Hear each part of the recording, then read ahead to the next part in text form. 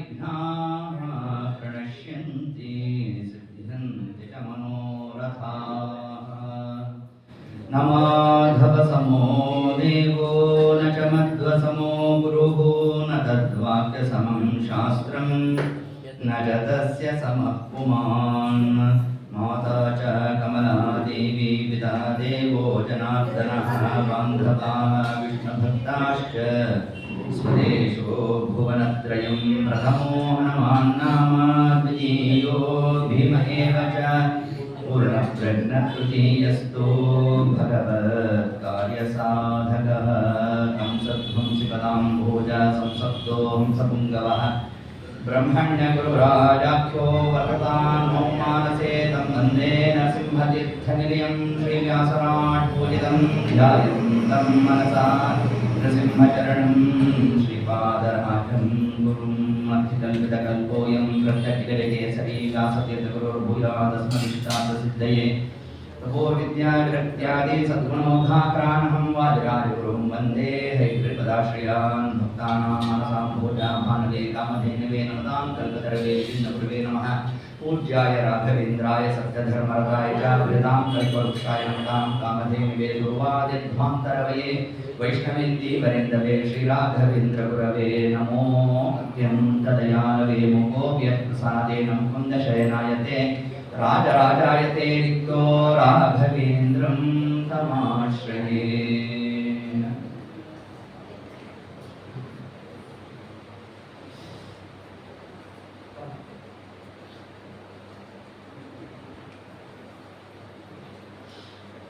सुकृतं तिलमात्रतुल्यमीश क्रियते नैव मयैकवत्सरेऽपि अपि तु क्रियते दोषपूकः प्रतियामं सकलेन्द्रियैर्मुकुन्द। श्रीगुरुभ्यो नमः। हरिः ओं। यत्किन्तु गुरुकथानुवादः ಸಾಧನೆಯ ಮಹತ್ವವನ್ನು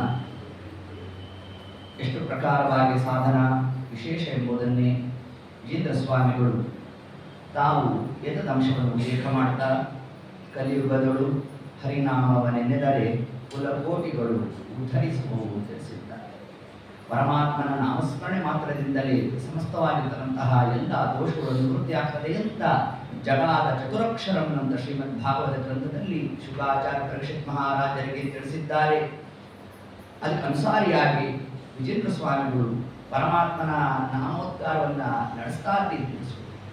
ಸರ್ವಕಾಲಿಕವಾಗಿ ಹರಿನಾಮಸ್ಮರಣ ನಾವು ಮಾಡ್ತಾ ಇರಬೇಕು ಅನ್ನೋದನ್ನೇ ಬೃಹರೆ ಅಚ್ಯುತ ಮಾಧವ ಗೀಶ ದಾಮೋದರ ಕೃಷ್ಣೇ ಇಷ್ಟು ಪ್ರಕಾರದಿಂದ ನಾವು ಪರಮಾತ್ಮನ ಸ್ತೋತ್ರವನ್ನು ಮಾಡಿಲ್ಲ ಅಂತಂದ್ರೆ ಮುಂದೆ ತಿಳಿಸ್ತಾರೆ. ಇಹ ಭಾರತ ಭೂತಲೇತಿ ಪುಣ್ಯೇ. ಮತ್ತೊಂದು ಅಂಶವನ್ನು ಉಲ್ಲೇಖ ಮಾಡಿದ್ರು.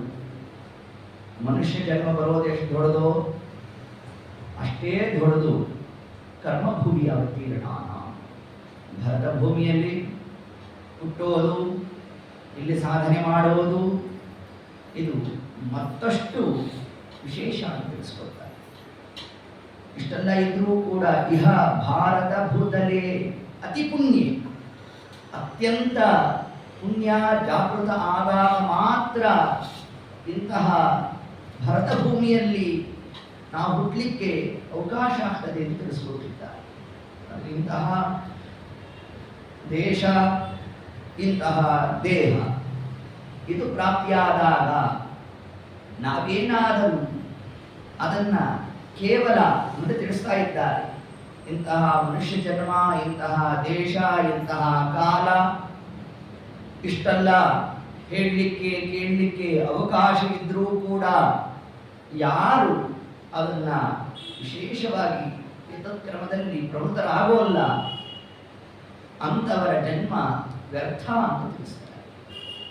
ಯಾವುದರಲ್ಲಿ ನಾವು ಮನಸ್ಸನ್ನು ಹಾಕ್ತಾ ಇದ್ದೇವೆ, ದ್ರವಿಣ, ಸ್ತ್ರೀ, ಸುತ, ಪೂರ್ವಕೇಶು ಮಾಯಾಂ ಅಲಮೇಕ ದಿನಂ ವಿಮುಚ್ಯವಾಮೇ ತವ ಪಾದಾಬ್ಜರತಿಂ ಪ್ರದೇಹಿ ದೇವ. ಪ್ರಾರ್ಥನೆ ಮಾಡ್ತಾ ಇದ್ದಾರೆ ವಿಜೇಂದ್ರ ಸ್ವಾಮಿಗಳು ನಮ್ಮಿ ಪರವಾಗಿ. ಸ್ವಾಮಿ, ಜೀವರಾಶಿಗಳು ಸಜ್ಜನರು ಅಂತ ಯಾರ್ಯಾರು ಕರೆಸ್ಕೊಂಡಿದ್ದಾರೆ ಅಂತವರೂ ಕೂಡ ದ್ರವಿಣ ಏನೋ ಒಂದಿಷ್ಟು ಹಣ ಸಂಪಾದನೆ ಮಾಡಬೇಕು ಅಂತಲೇ ಇಡೀ ಜೀವನವನ್ನ ವ್ಯಯ ಮಾಡ್ತಾ ಇದ್ದಾರೆ. ಯಾಕೆ ಇಷ್ಟೆಲ್ಲ ಸಂಪಾದನೆ ಮಾಡ್ತೀರಪ್ಪ ಅಂತ ಯಾರು ಪ್ರಶ್ನೆ ಮಾಡಿದ್ರೆ, ಸ್ತ್ರೀ ಹೆಂಡತಿ ಮಕ್ಕಳನ್ನೆಲ್ಲ ಕಾಪಾಡಬೇಕು ಅಂತ ಅಂತಾರೆ. ಹಾಗಾದ್ರೆ ಅವರ ಪೋಷಣೆ ಮಾಡಬೇಕಾ ಬೇಡವಾ? ಇದು ಧರ್ಮನೋ ಅಧರ್ಮ? ಧರ್ಮ. ಮತ್ತೇನು ಕ್ರಮ? ಅದಕ್ಕೆ ಗರುಡ ಪುರಾಣ ಉತ್ತರವನ್ನು ಕೊಡುತ್ತೆ ನಮಗೆ. ಏನು ವಿಜೇಂದ್ರ ಸ್ವಾಮಿಗಳು ತಾವಿಲ್ಲಿ ಏತದಂಶವನ್ನು ತಿಳಿಸಿದ್ದಾರೆ. ಏವಂ ಕುಟುಂಬ ಭರಣಿ, ಇಲ್ಲೊಂದು ಶಬ್ದವನ್ನು ಹಾಕ್ತಾರೆ. ಗರುಡ ದೇವರು ಪರಮಾತ್ಮನನ್ನು ಪ್ರಶ್ನೆ ಮಾಡಿದಾಗ, ಸ್ವಾಮಿ ಯಾವ ಯಾವ ಜೀವರಾಶಿಗಳಿಗೆ ನರಕಾದಿಗಳು ಪ್ರಾಪ್ತಿಯಾಗುತ್ತೆ ಅಂತ ಹೀಗೊಂದು ಪ್ರಶ್ನೆ ಬಂದಾಗ ಅದಕ್ಕೆ ಪರಮಾತ್ಮ ಕೊಟ್ಟಿರ್ತಕ್ಕಂಥ ಉತ್ತರ ಕುಟುಂಬ ಭರಣಿ ಅಂತ ಹೇಳಿಲ್ಲ. ಹೇಳಿದ್ದಿದ್ರೆ ನಾವೆಲ್ಲ ಸನ್ಯಾಸಿಗಳಾಗ್ಬಿಡ್ಬೇಕಾಗಿತ್ತು. ಭಿಕ್ಷೆ ಹಾಕೋರು ಯಾರೋ ಗೊತ್ತಿಲ್ಲ. ಯಾಕೆ? ವೈಶ್ವದೇವ ಮಾಡ್ಲಿಕ್ಕೆ ಅಧಿಕಾರಿಗಳು ಯಾರು? ಗೃಹಸ್ಥ ಮಾತ್ರ ಅಧಿಕಾರಿ. ಹೀಗಿದ್ದಾಗ ಹಾಗಾದ್ರೆ ಪ್ರಿಯವ್ರತ ರಾಜನಿಗೆ ಪರಮಾತ್ಮವನ್ನು ಉಪದೇಶ ಮಾಡಿದ್ದೇವೆ. ಆಶ್ರಮ ಯಾವುದರಲ್ಲಿ ಇದ್ದೇವೆ ಅನ್ನೋದು ಮುಖ್ಯ ಅಲ್ವೋ? ಯಾವ ಆಶ್ರಮದಲ್ಲಿದ್ರೂ ಕೂಡ ನಮ್ಮಲ್ಲಿ ಪ್ರತ್ಯಾಹಾರ ಇಲ್ಲ ಅಂತಂದ್ರೆ ಏನ್ ಪ್ರತ್ಯಾಹಾರ? ಇಂದ್ರಿಯ ನಿಗ್ರಹ. ಅದಿಲ್ಲ ಅಂದ್ರೆ ಯತಿಯಾದರೂ ಕೂಡ ಸದ್ಗತಿ ಪ್ರಾಪ್ತಿಯಾಗುವಲ್ಲ. ಅದೇ ಗೃಹಸ್ಥನಾಗಿದ್ದು ನಾವು ಪ್ರತ್ಯಾಹಾರಾದಿಗಳನ್ನ ಏನು ಕಪಿಲೋಪಾಖ್ಯಾನದಲ್ಲಿ ಪರಮಾತ್ಮ ತಿಳಿಸಿರ್ತಕ್ಕಂತಹ ಧ್ಯಾನದ ಅಷ್ಟಾಂಗವನ್ನ ಅಭ್ಯಾಸಪೂರ್ವಕವಾಗಿ ಅದನ್ನು ಪ್ರತಿನಿತ್ಯ ಯಾರು ರೂಢಿಸಿಕೊಂಡಿರ್ತಾರೆ ಅಂತವರಿಗೆ ನಾನು ಗಮ್ಯ ಅಂತ ಪರಮಾತ್ಮ ತಿಳಿಸಿದ್ದಾರೆ. ಹೀಗಿದ್ದಾಗ ಕೇವಲ ಅದಕ್ಕೆ ಇಲ್ಲಿ ಗರುಡ ಪುರಾಣ ತಿಳಿಸಿದ್ದು ಕೇವಲ ಏವಂ ಕುಟುಂಬ ಭರಣೆ. ಯಾರು ಕೇವಲ ಕುಟುಂಬದ ಪೋಷಣೆಗಾಗಿ ಇಡೀ ಜೀವನವನ್ನ ತಾನು ವ್ಯಯ ಮಾಡಿರ್ತಾರೆ, ಯಾವಾಗಲೋ ಬಂದ, ಯಾವಾಗಲೋ ಹೆಂಗೋ ತಿಂದ, ಯಾವಾಗಲೋ ಬಿದ್ಕೊಂಡ, ಹೀಗೆಲ್ಲ ಆಗೋದ್ರೆ ವ್ಯರ್ಥ ಅಂತರ ಜನ್ಮವನ್ನ. ಏನೋ ಬೆಳಗ್ಗೆ ಹೋಗೋನು 9ಕ್ಕೆ 5ಕ್ಕೆ ಬರೋನು, ಒಂದು 50-60 ಸಂಬಳ ಬರೋನು, ಪಕ್ಕದ ಮನೆಯನ್ನು 1.25 ಲಕ್ಷ ಬರುತ್ತೆ ಎಂದು ಗೊತ್ತಾಗುತ್ತೆ. ಇವನು ಅದಕ್ಕೆ ಪ್ರಯತ್ನ ಪಟ್ಟ, ಇವನಿಗೂ ಸಿಕ್ತು, ಸಿಗೋದೇನೋ ಸಿಕ್ತು, ಆದರೆ ನಿತ್ಯ ಅನುಷ್ಠಾನಕ್ಕೆ ಬಾಧಕ. ಕೆಲಸನೂ ಮುಗಿಸ್ಕೊಳ್ಳೋನು, ಸಾಯಂಕಾಲ ಉಪನ್ಯಾಸಕ್ಕೂ ಬರೋನು, ರಾತ್ರಿ ಪಾಠಕ್ಕೂ ಹೋಗೋನು. ಯಾವಾಗ ಸಂಬಳ ಡಬಲ್ ಆಗೋಯ್ತು, ಸ್ನಾನ ಹೊರಟೋಯ್ತು, ಸಂಧ್ಯಾವಂದನೆ ಹೊರಟೋಯ್ತು, ಪ್ರವಚನ ಹೊರಟೋಯ್ತು, ಪಾಠಾದಿಗಳೆಲ್ಲ ಕೃಷ್ಣಾರ್ಪಣ ಆಯಿತು, ಹಿಂಗಾದ್ರೆ ಪ್ರಯೋಜನ ಇಲ್ಲ ಅನ್ನೋದನ್ನ ಪರಮಾತ್ಮ ತಾನು ಉಲ್ಲೇಖ ಮಾಡ್ತಾರೆ. ಏವಂ ಕುಟುಂಬ ಭರಣೆ, ಕೇವಲ ಕುಟುಂಬ ಪೋಷಣೆ ದೋಷ ಅಂತ ಹೇಳಿದ್ದಾರೆ ಹೊರತಾಗಿ ಕುಟುಂಬದ ರಕ್ಷಣೆ ದೋಷ ಅಂತ ಹೇಳಿಲ್ಲ ಇಲ್ಲೂ ಶಾಸ್ತ್ರ. ಇಷ್ಟು ಅಂಶವನ್ನೇ ಭಾಗವತದಲ್ಲಿ ಮೇಲಿಂದ ಮೇಲೆ ಪರಮಾತ್ಮ ತಾನು ಉಲ್ಲೇಖ ಮಾಡಿರ್ತಕ್ಕಂಥದ್ದು. ಕರ್ತಮರು ಕೂಡ ಏನ್ ತಿಳಿಸಿದ್ರು?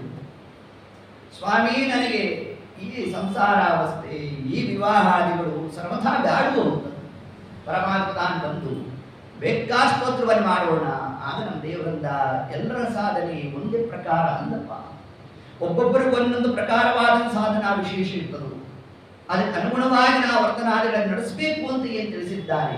ನಮ್ಮ ನಮ್ಮ ವರ್ಣಾಶ್ರಮದ ಧರ್ಮದವನ್ನ ನಾವು ಅನುಷ್ಠಾನವನ್ನು ನಡೆಸಿದ್ದೇವೆ ಅಂತಂದ್ರೆ ಅದೇ ನೈಜವಾದ ಸಾಧನೆ.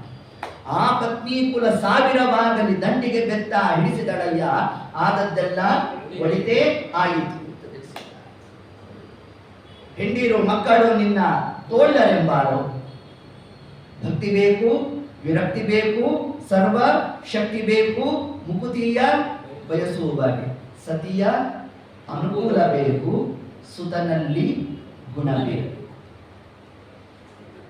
ನಮ್ಮ ಸಾಧನೆಗೆ ಸಲಕರಣೆಯಾಗಿ ಇರಬೇಕು ಯಾರು? ಸತಿಸುತ್ತ. ಇಷ್ಟೇ ಅನುಸಂಧಾನ. ನಾನು ಹೇಳಿದಷ್ಟು ಸುಲಭ ಅಲ್ಲ, ಆದರೂ ಪ್ರಯತ್ನ ಪೂರ್ವಕವಾಗಿ ಇದನ್ನು ನಾವು ರೂಢಿಗೆ ತಂದ್ಕೋಬೇಕು ಅಂತ ತಿಳಿಸ್ತಾರೆ. ನಮ್ಮ ಸಾಧನೆಗೆ ಅವರ ಸಲಕರಣೆ ಆಗಬೇಕೇ ಹೊರತಾಗಿ ಅವರೇ ನಮ್ಮ ಸಾಧನೆ ಆಗಬಾರದು. ನೋಡಿ, ಇಷ್ಟೇ ಶಾಸ್ತ್ರ ತಿಳಿಸೋದು. ಇದನ್ನೇ ಇಲ್ಲಿ ವಿಜೇಂದ್ರ ಸ್ವಾಮಿಗಳು ತಾವು ಹೇಳುತ್ತಾ ಮಾಯಾಂ, ಸಂಸಾರದಲ್ಲಿ ಮಾಯಗ್ರಸ್ತನಾಗುತ್ತಿದ್ದೇವೆ. ಗಜೇಂದ್ರ ಮೋಕ್ಷ ನಮಗೇನು ತಿಳಿಸುತ್ತೆ? ಇಡೀ ಪ್ರಕರಣ ಗಜೇಂದ್ರ ಮೋಕ್ಷ. ಪರೀಕ್ಷಿತ್ ಮಹಾರಾಜರಿಗೆ 7 ದಿವಸದ ಸಾಧನೆ ಆಗಬೇಕು. ಹಿಂಗಿದ್ದಾಗ ಗಜೇಂದ್ರ ಮೋಕ್ಷ ಕಥೆ ಆಗ್ತು. ನೋಡಪ್ಪ, ಒಂದು ಊರಲ್ಲಿ ಒಂದು ಆನೆ ಇತ್ತು, ಈ ಮಕ್ಕಳಿಗೆ ಊಟ ಮಾಡಿಸ್ಬೇಕಾದ್ರೆ ಹೇಳ್ತಿರ್ತೀವಿ ಒಂದು ಕಥೆ. ಒಂದು ಊರಲ್ಲಿ ಒಂದು ಆನೆ ಇರ್ತಂತೆ, ಅದಕ್ಕೆ ಬಾಯಾರಿಕೆ ಆಯ್ತಂತೆ, ಸರೋವರಕ್ಕೆ ಹೋಯ್ತಂತೆ, ಒಂದು ಮೊಸಳೆ ಬಂತಂತೆ, ಅದು ಹಿಡ್ಕೊಂಡ್ಬಿಡ್ತಂತೆ. ಈ ಕಥೆ ತಗೊಂಡು ಏನ್ ಮಾಡ್ಬೇಕು ನಾವು? 7 ದಿವಸದ ಸಾಧನೆ ಮುಗಿಸಿ ತಾವು ಊರ್ಧ್ವಮುಖವಾಗಿ ಪ್ರಾಣೋತ್ಕ್ರಮಣಾದಿಗಳಾಗಬೇಕು. ಯಾರಿಗೆ?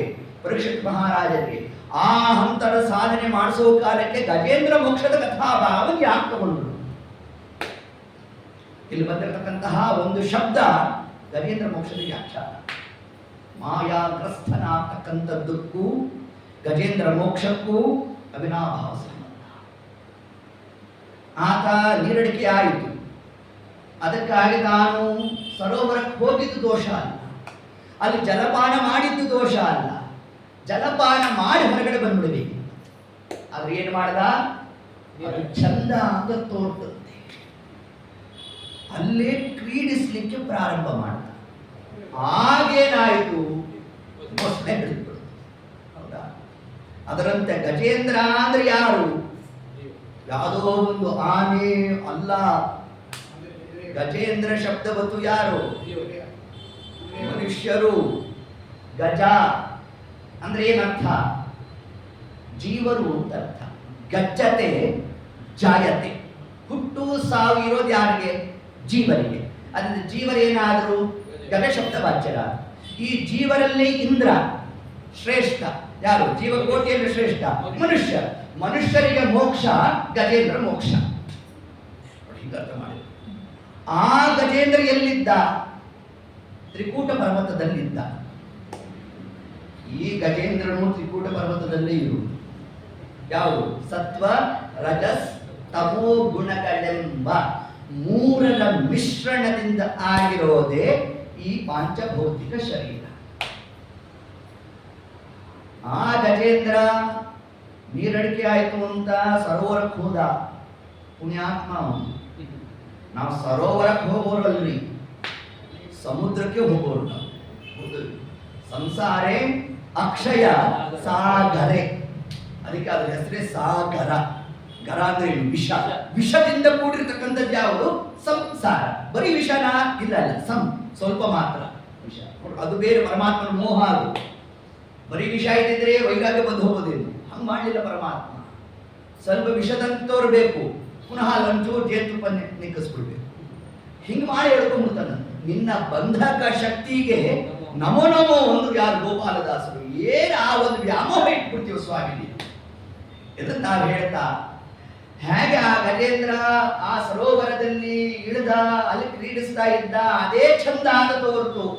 ಆಗ ಒಂದು ಮೊಸಳೆ ಹಿಡಿತೋ, ಅದರಂತೆ ನಾವು ಕೂಡ ಸಂಸಾರ ಸಮುದ್ರಕ್ಕೆ ಸಂಸಾರ ಪ್ರವೇಶ ಮಾಡುವುದು ದೋಷ ಅಲ್ಲ, ಅದರಲ್ಲೇ ಮುಳುಗ್ಬಿಟ್ಟುವಂತೆ. ನಾವು ಮುಳುಗಿದಾಗ ನಮಗೂ ಒಂದು ಮೊಸಳೆ ಹಿಡಿದಿದೆ. ಆ ಗಜೇಂದ್ರನಿಗೆ ಮೊಸಳೆ ಹಿಡಿದಾಗ ಮೊದಲಿಗೆ ಗೊತ್ತಾಗಲಿಲ್ಲ ಅಂತೇನಲ್ಲ, ತಾನು ಅದನ್ನು ಲೆಕ್ಕಕ್ಕೆ ಗಣನೆಗೆ ತಗೊಳ್ಳಿಲ್ಲ. ಕಾರಣ ನೀವು ಭಾಗವತವನ್ನು ನೋಡಿದ್ರೆ ಗೊತ್ತಾಗುತ್ತೆ. ಆ ಗಜೇಂದ್ರನ ಪರಾಕ್ರಮವನ್ನು ತಿಳಿಸಬೇಕಾದರೆ, ಗಜೇಂದ್ರ ತಾನು ಬರಬೇಕಾದರೆ ಸಿಂಹಗಳು 1-2 ಹೆಜ್ಜೆ ಹಿಂದೆ ಇಡುವುದಂತೆ. ಅಷ್ಟು ಪರಾಕ್ರಮ ಇತ್ತು ಅದರಲ್ಲಿ ಗಜೇಂದ್ರ. ಚಚಾಲ ಅಚಲಶ್ಚಾಪಿ ಎಂದು ತಿಳಿಸ್ತಾರೆ. ಪರ್ವತಗಳು ಕಂಪಿಸ್ತಾ ಇತ್ತಂತೆ ಗಜೇಂದ್ರ ಹೆಜ್ಜೆ ಇಡೋ ಕಾಲಕ್ಕೆ. ಅಷ್ಟೂ ಬಲಿಷ್ಠ.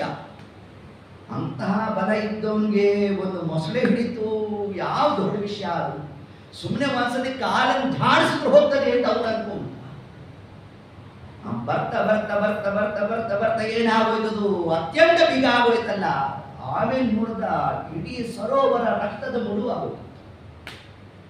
ಇದು ಮೊದಲನೇ ಬಾರಿಗೆ ಮೊಸಳೆ ಹಿಡಿದದ್ದಲ್ಲ ಅವನಿಗೆ. ಅನೇಕ ಬಾರಿ ಹಿಡಿಯೋದು, ಕಾಲನ್ನು ಝಾಡಿಸೋನು, ಅದು ಹೋಗಿ ಸರೋವರ ದಾಟ್ಬಿಟ್ಟು ಹೋಗೋದು, ಹೀಗೆಲ್ಲ ಆಗಿತ್ತು.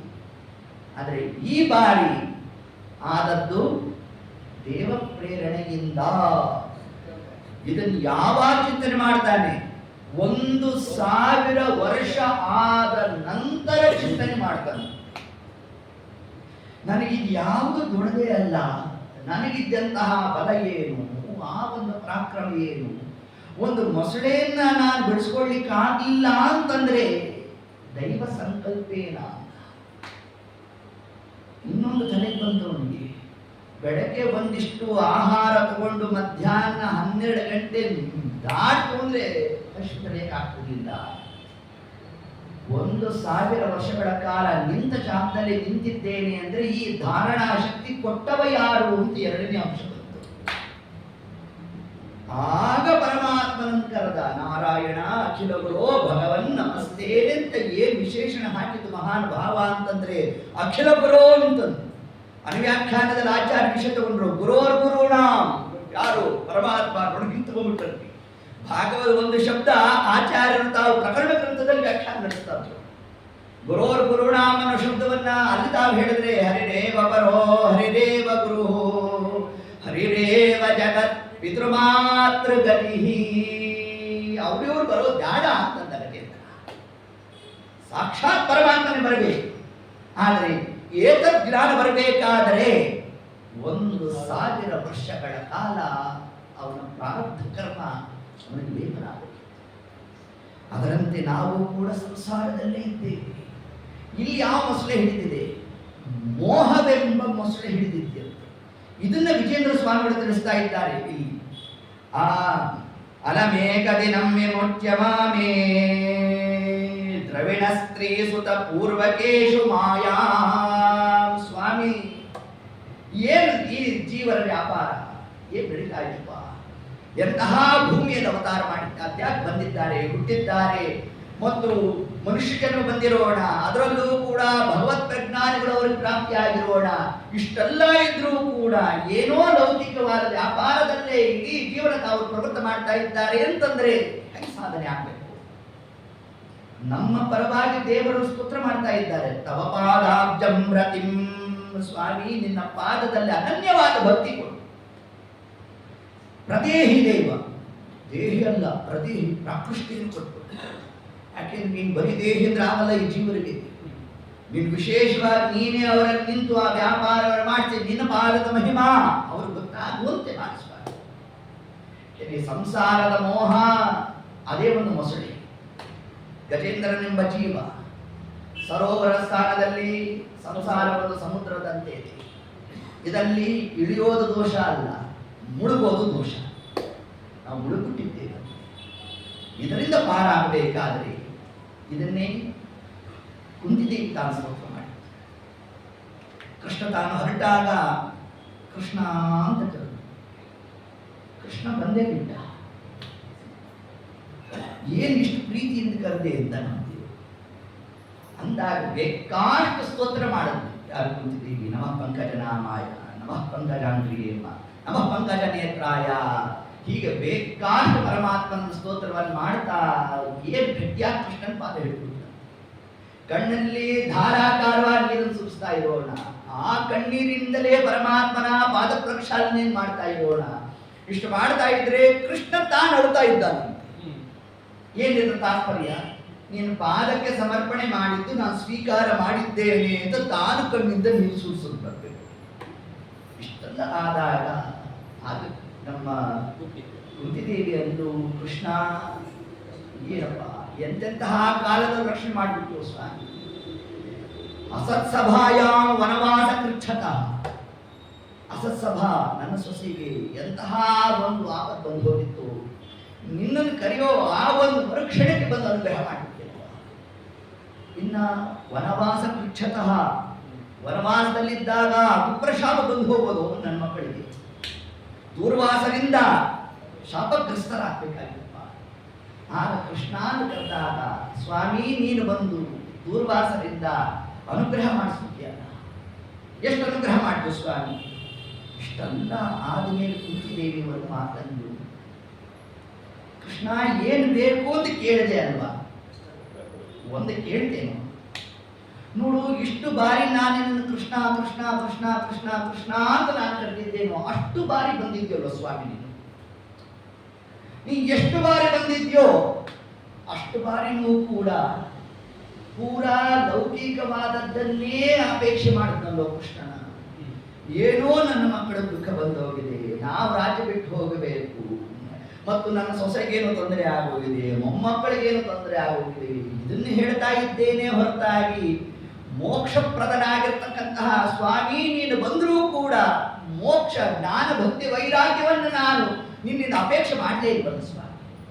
ಯಾಕೆ ಗೊತ್ತಾ ಅಂದ್ಲು. ನೋಡಿ ಎಂತಹ ಜಿಜ್ಞಾಸು.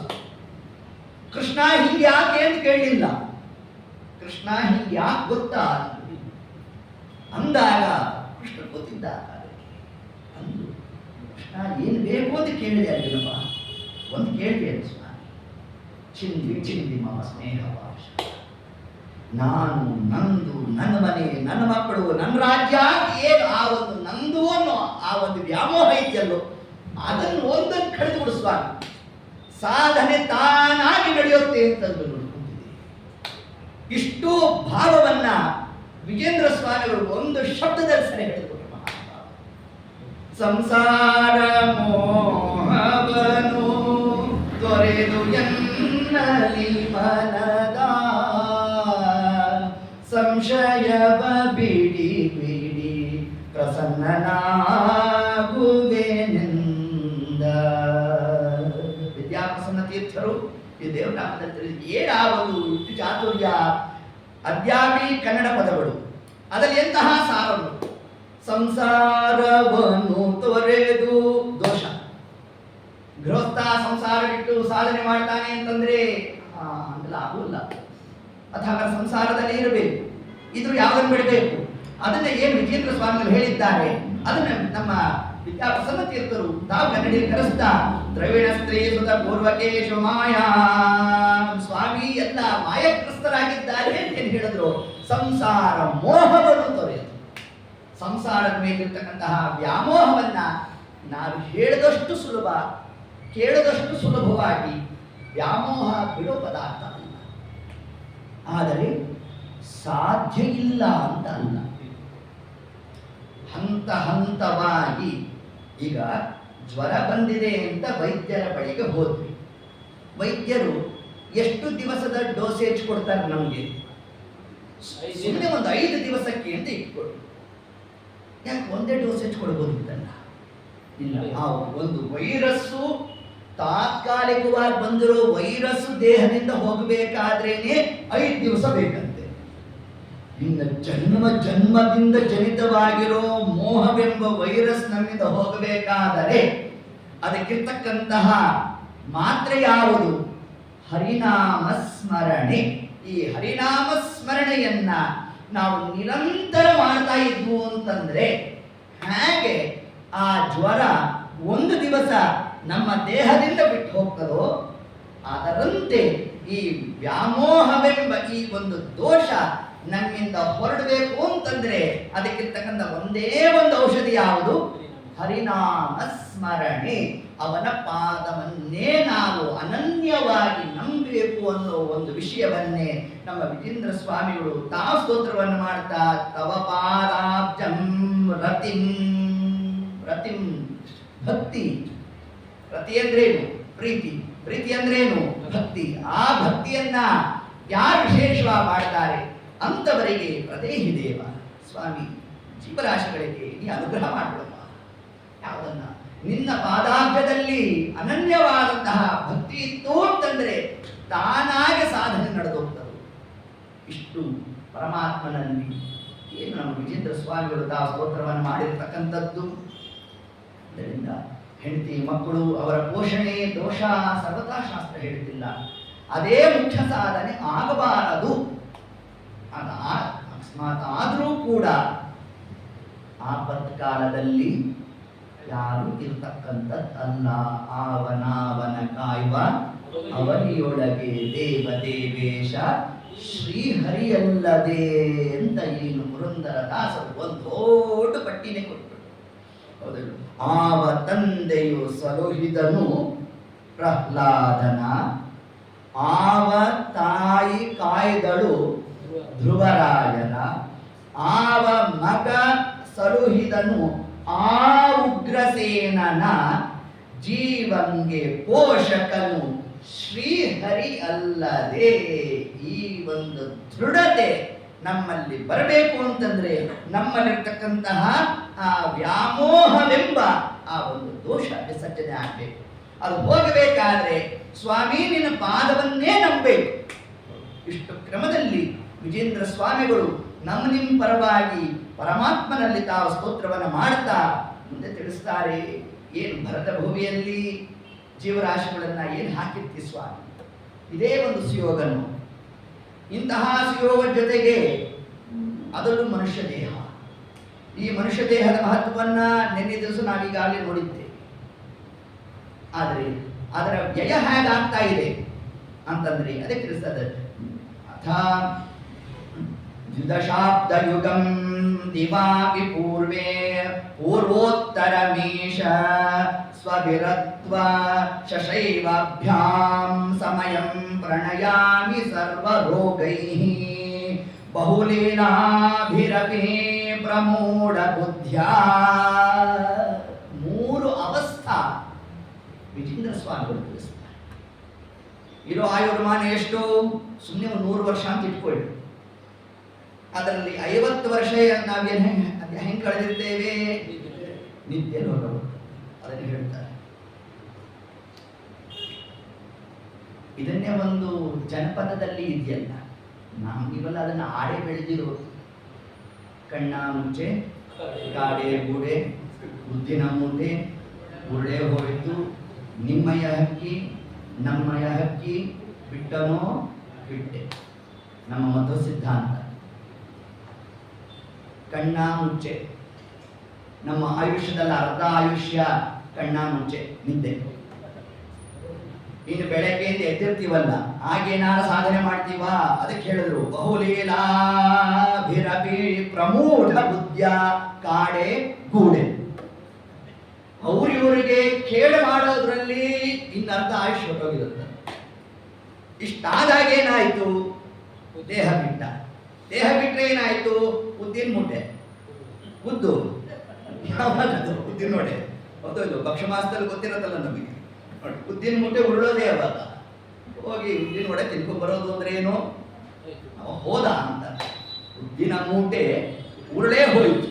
ಎಷ್ಟರಲ್ಲಿ? ಕಣ್ಣ ಮುಚ್ಚೆ ಕಾಡೆ ಗೋಡೆ ಎರಡರಲ್ಲಿ. ಅರ್ಧ ನಿದ್ದೆ, ಇನ್ನರ್ಧ ಅವ್ರಿವ್ರು ಕೇಡು ಮಾಡೋದು. ಇವೆರಡು ಮುಗಿತು ಅಂತಂದ್ರೆ ಉದ್ದಿನ ಮೂಟೆ ಆಯ್ತು. ಯಾವಾಗ ಅಂತಂದ್ರೆ ನಿಮ್ಮಯ ಹಕ್ಕಿ ನಮ್ಮಯ ಹಕ್ಕಿ ಒಂದೇ. ಅದ್ಯಾರು? ಪರಮಾತ್ಮ. ಪರಮಾತ್ಮನೆಂಬ ಹಕ್ಕಿ ನಮ್ಮಿಂದ ಹೊರಟನೋ ಜೀವನು ಈ ದೇಹದಿಂದ ಹೊರಡಬೇಕು. ನೋಡಿ, ಇಷ್ಟು ಕ್ರಮದಲ್ಲಿ ಒಂದು ಆಡುವ ಭಾಷೆಯಲ್ಲೂ ಕೂಡ ನಮಗೇನು ನಮ್ಮ ಜೀವನದ ಪಾಠವನ್ನು ತಿಳಿಸ್ತಾ ಇದೆ. ಅದನ್ನೇ ವಿಜೇಂದ್ರ ಸ್ವಾಮಿಗಳು ವಿಶೇಷವಾದಂತಹ ಶಬ್ದ ಚಾತುರ್ಯದಿಂದ ತಾವು ಹೇಳ್ತಾ, ಬಾಲ್ಯಾವಸ್ಥೆ, ಶೈಶವ, ಬಾಲ್ಯಾವಸ್ಥೆ ಮತ್ತು ವೃದ್ಧಾಪ್ಯ. ಬಾಲ್ಯಾವಸ್ಥೆಯಲ್ಲಿ ಸಾಧನೆ ಆಗೋದೇ ಇಲ್ಲ. ಯಾಕೆ? ಈಗ ಬುದ್ಧಿ ಬಂದಿಲ್ಲ.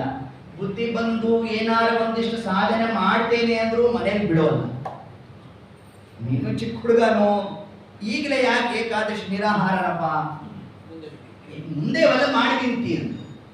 ಅವನು ಹ್ಞೂ ಹ್ಞೂ ಹ್ಞೂ ಅಂದ.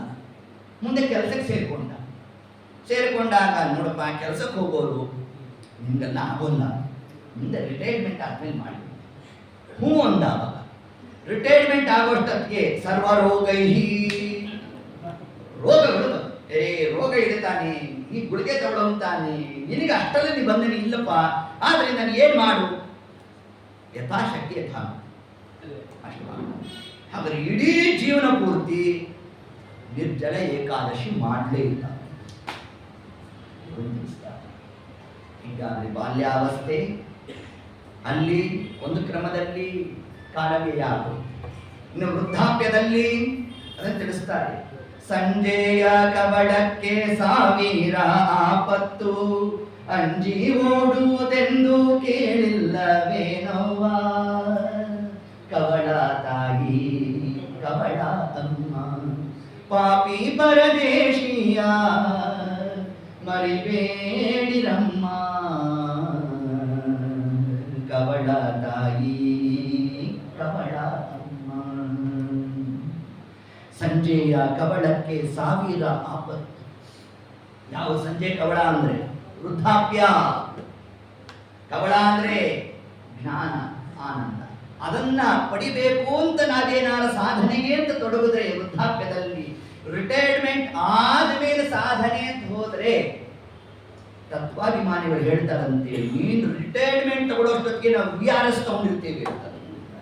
ಆಗೇನ್ ಮಾಡ್ಬೇಕಪ್ಪ, ಹೆಚ್ಚೊತ್ತು ಕೂತ್ಕೊಳ್ಳೋಕ್ಕಾಗಲ್ಲ, ಕೂತ್ರು ಕೇಳಿಸೋಲ್ಲ, ಕೇಳಿಸಿದ್ರು ತಲೆಯಲ್ಲಿ ಉಳಿಯೋಲ್ಲ. ಇಂತಹ ಅವಸ್ಥೆ ಬಂದು ಹೋಗ್ತದು. ಇದನ್ನೇ ಪ್ರಹ್ಲಾದರಾಜರು ತಾವು ಉಪದೇಶ ಮಾಡಿದ್ದು. ನಾವು ಸಾಧನ ಅಂತಂದ್ರೆ ಇನ್ಯಾವಾಗ್ಲೋ ಪ್ರಾರಂಭ ಮಾಡೋದು ಅಂತ ಹಂಗರ್ಥ ಮಾಡೋದಲ್ಲಪ್ಪ. ಕೌಮಾರ ಆಚರೇತ್ ಪ್ರಾಜ್ಞಃ ಧರ್ಮಾನ್ ಭಾಗವತಾನಿಹ ದುರ್ಲಭಂ ಮಾನುಷಂ ಜನ್ಮ ತದಪ್ಯ ಧ್ರುವಮಂಥತಂ. ನಾವು ಸಾಧನೆಯಿಂದ ಪ್ರಾರಂಭ ಮಾಡಬೇಕಾದರೆ ಅದು ಬಾಲ್ಯಾವಸ್ಥೆಯಲ್ಲೇ ನಾವು ಸಾಧನೆಯನ್ನು ಪ್ರಾರಂಭ ಮಾಡಿಬಿಡ್ಬೇಕೇ ಹೊರತಾಗಿ ಮುಂದೆ ಇನ್ಯಾವಾಗ್ಲೋ ಮಾಡ್ತೇವೆ ಅಂತಂದ್ರೆ ಹಂಗಲ್ಲ, ಸಾಧನಾದಿಗಳು ನಡೀತಕ್ಕಂಥದ್ದಲ್ಲ ಅನ್ನೋ ಒಂದು ಅಂಶವನ್ನೇ ನಮಗೆ ಹೇಳ್ತಾ, ಹೀಗೆ ಬಾಲ್ಯಾವಸ್ಥೆ, ವೃದ್ಧಾಪ್ಯ, ಅದರ ಮಧ್ಯದಲ್ಲಿ ಯೌವನಾವಸ್ಥೆ, ಪ್ರಣಯಾಮಿ, ಇನ್ನೇನೋ ಒಂದು ಲೌಕಿಕವಾದಂತಹ ಬಹುಲೀಲ ಏನೇನೋ ಅವತಾರಗಳು ಯೌವನದಲ್ಲಿ, ಅದನ್ನೆಲ್ಲ ದಾಟಿಕೊಂಡು ವೃದ್ಧಾಪ್ಯದಲ್ಲಿ ರೋಗಾದಿಗಳಿಂದ ಪ್ರಸ್ತನಾಗಿ ಸಾಧನೆ ಇಲ್ಲದೆ ಜೀವ ತಾನು ಹೊರಡ್ತಾನೆ. ಇದೇ ಮಹತ್ತರವಾದಂತಹ ದೋಷ ಅನ್ನೋ ಒಂದು ಅಂಶವನ್ನೇ ವಿಜೇಂದ್ರ ಸ್ವಾಮಿಗಳು ತಾವು ವಿಶಿಷ್ಟವಾದಂತಹ ನ ತದಸ್ತೆ ಶರೀರಣ ಇದನ್ನೇ ಮುಂದೆ ಇನ್ನೊಂದು ಶ್ಲೋಕದಲ್ಲಿ ಉಲ್ಲೇಖ ಮಾಡ್ತಾರೆ. ನ ತದಸ್ತಿ ಶರೀರಾಣ ಶತಾಬ್ದಾಯುಷಿ. ಸ್ವಾಮಿ 100 ವರ್ಷ ಆಯುಷ್ಯ ಅಂತ ಇದ್ರೂ ಕೂಡ ಸೋತ್ತಮರ ನಿಂದನೆ ಮೊದಲಾದಂತಹ ಕಾರ್ಯವನ್ನು ಪ್ರವೃತ್ತ ಮಾಡ್ತಾ ಆಯುಷ್ಯ ಕಳ್ಕೊಂಡಂಜಿ, ಆಯುಷ್ಯ ಕ್ಷೀಣಿಸುತ್ತಂತೆ. ರಾತ್ರಿ ಕಾಲದಲ್ಲಿ ಮೊಸರು ತಿಂದರೂ ಸಾಕು ಆಯುಷ್ಯ ಕ್ಷೀಣಿಸುತ್ತೆ. ನಮ್ಗೆ ಗೊತ್ತೇ ಇರುತ್ತೆ ಇಷ್ಟ ಅಂಶ. ಶಾಸ್ತ್ರ ಪ್ರಥಿತೆ ಕಿಂಚಿದೇವಾ. ಸ್ವಾಮಿ ಸಚ್ಚಾಸ್ತ್ರಗಳ ಶ್ರವಣ ಇಲ್ಲದೆ ಜೀವನವನ್ನು ಕಳೆಯೋದು ವ್ಯರ್ಥ ಅಂತ ತಿಳಿಸ್ತಾರೆ.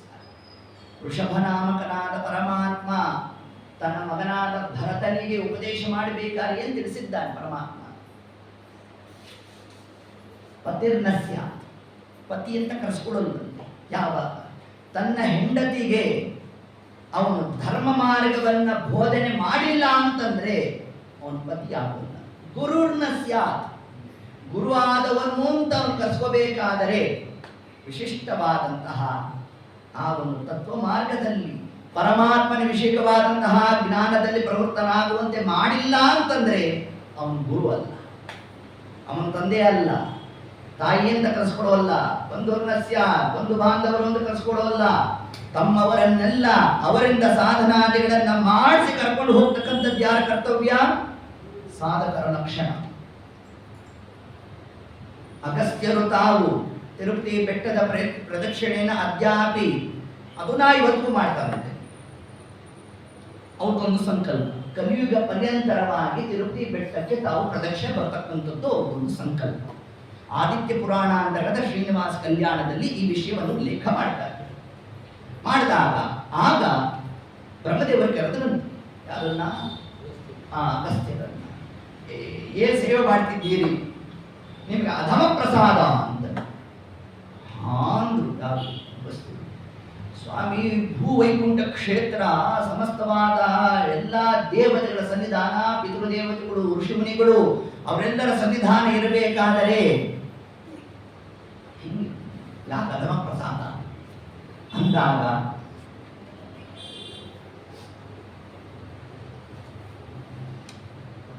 ಕಾಲಕ್ಕೆ ಆಗ ತಿಳಿಸ್ಕೊಟ್ರು, ಕೇವಲ ನೀನು ಮಾತ್ರ ಸಾಧನೆ ಮಾಡೋದಲ್ಲಪ್ಪ, ನಿನ್ನ ಶಿಷ್ಯ ವರ್ಗವನ್ನು ಕರ್ಕೊ, ಅವರಿಂದ ಸಾಧನೆಯನ್ನು ಮಾಡಿಸು, ಪಾಠ ಪ್ರವಚನಾದಿಗಳನ್ನು ಮಾಡ್ತಾ ಪ್ರದಕ್ಷಿಣೆ ಬರಬೇಕೇ ಹೊರತಾಗಿ ನಿನ್ನೊಬ್ಬನ ಸಾಧನೆಗಾಗಿ ನಿನಗೆ ಬ್ರಾಹ್ಮಣ ಜನ್ಮ ಬಂದದ್ದಲ್ಲ. ಬ್ರಾಹ್ಮಣನಾದವನ ಆದ್ಯ ಕರ್ತವ್ಯಗಳು ಯಾವ್ಯಾವು? ಪಾಠ, ಪ್ರವಚನ, ಅದೇ ಅಧ್ಯಯನ, ಅಧ್ಯಾಪನ. ಇನ್ನೆರಡನೆಯದು ದಾನ, ಪ್ರತಿಗ್ರಹ. ತಾನು ದಾನವನ್ನ ಮಾಡಬೇಕು, ಸ್ವೀಕಾರ ಮಾಡಬೇಕು. ಎರಡು ಬ್ರಾಹ್ಮಣನ ಲಕ್ಷಣ. ಇನ್ನ ಯಜ್ಞ, ಯಾಜನ. ತಾನು ಮನೆಯಲ್ಲಿ ಅಗ್ನಿ ಕಾರ್ಯವನ್ನು ಮಾಡಬೇಕು. ಮಾಡಿದ ಮೇಲೆ ಮಾತ್ರ ಬ್ರಾಹ್ಮಣನಾದವನು ಇನ್ನೊಬ್ಬರ ಮನೆಗೆ ಹೋಗಿ ತಾನು ಹೋಮ ಹವನಾದಿಗಳನ್ನು ಮಾಡುವ ಆ ಯೋಗ್ಯತಾ ಅವನಿಗೆ ಯಾವಾಗ ಪ್ರಾಪ್ತಿಯಾಗುತ್ತೆ ಅಂತಂದ್ರೆ, ತನ್ನ ಮನೆಯಲ್ಲಿ ತಾನು ಅಗ್ನಿ ಕಾರ್ಯವನ್ನ ಮಾಡಿದಾಗ ಮಾತ್ರ ಅಧಿಕಾರ ಪ್ರಾಪ್ತಿ ಅಂತ ತಿಳಿಸಿದ್ದಾರೆ. ಇಲ್ಲ ಅಂತಂದ್ರೆ ಸಲ್ಲಾದ ಪುರೋಹಿತಕ್ಕೆ ಒಳಗಾದರೂ ಶೋಭಾನಿ. ಇದನ್ನೇ ವಾದಿರಾಜರು ಲಕ್ಷ್ಮೀ ಶೋಭಾನ ಪದದಲ್ಲಿ ತಿಳಿಸಿದ್ದಾರೆ. ಸಲ್ಲದ ಪುರೋಹಿತ್ಯ ಯಾವುದು ಅಂದ್ರೆ, ತಾನು ತನ್ನ ಮನೆಯಲ್ಲಿ ಅಗ್ನಿ ಕಾರ್ಯ ವೈಶ್ವದೇವವನ್ನು ಮಾಡದೆ ಔಪಾಸನ ಅಗ್ನಿ ಆಹುತಿ ಕೊಡಬೇಕು. ಎಷ್ಟು ಆಹುತಿ? ಔಪಾಸನ 4 ಆಹುತಿ.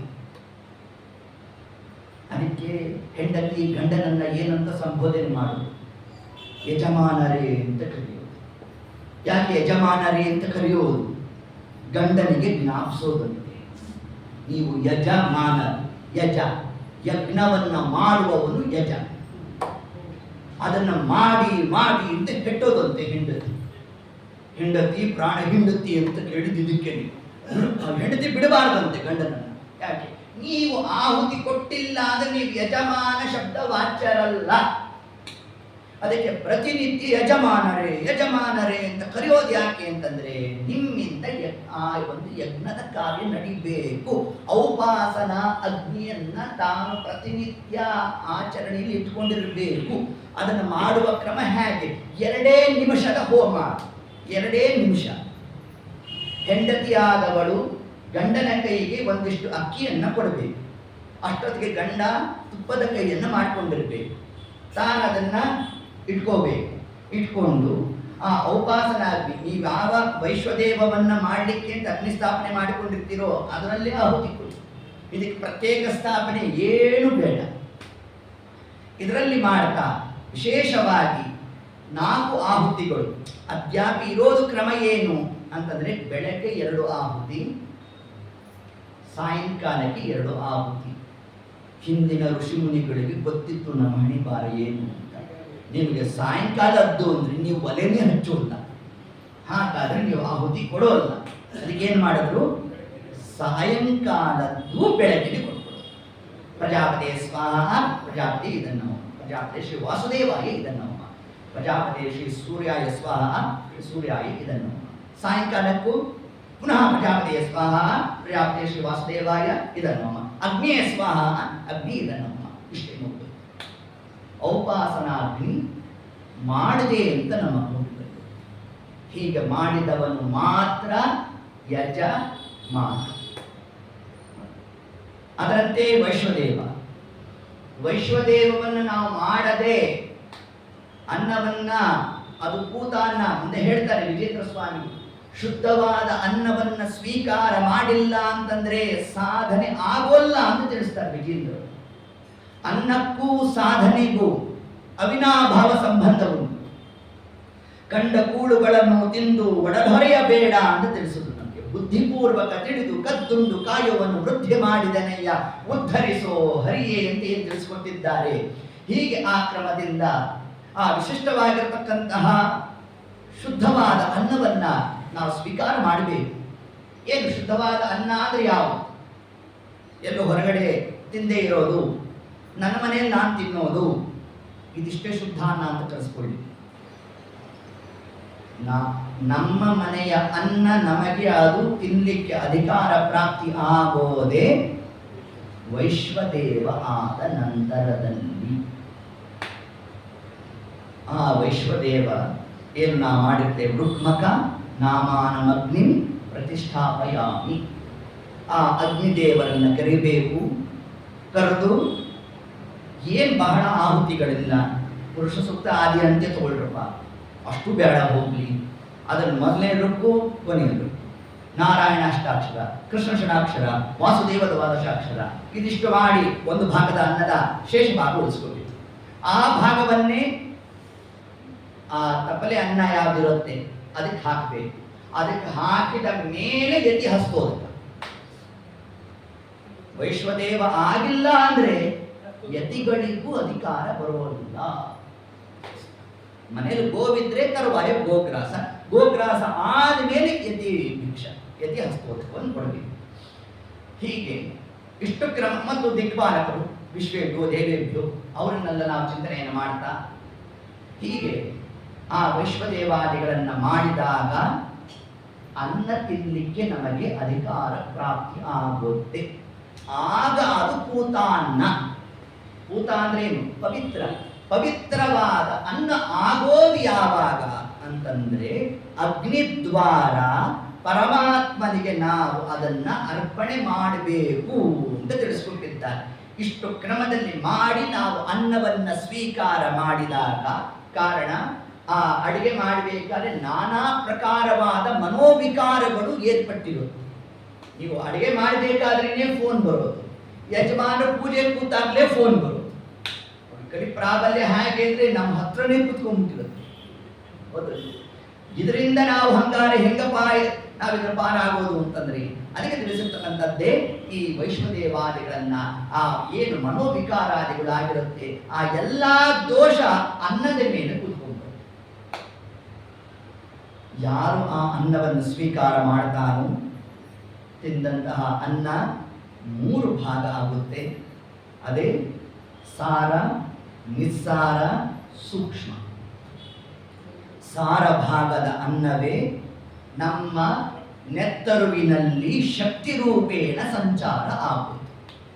ನೆತ್ತರು ಅಂದ್ರೆ ರಕ್ತ, ಅದರಲ್ಲಿ ಶಕ್ತಿಯಾಗಿ ಏಕಾದಶಿ ಮಾಡಿದ್ವಿ, ಸುಸ್ತಾಗಿದ್ವಿ, ಮಾನೇ ದಿವಸ ದ್ವಾದಶಿ ಒಂದು ತುತ್ತು ಸಾರನ್ನ ತಿಂದ್ವಿ, ದೇವ್ರ ನಾಮ ಶುರು ಮಾಡಿದ್ವಿ. ಅಲ್ಲಿ ತೆಗೆದು ದೇವ್ರ ನಾಮ ಮನಸ್ಸಿನಲ್ಲಿ ಆಗ್ತಿದ್ವಿ, ಆಗಲ್ಲ ರೀತಿ.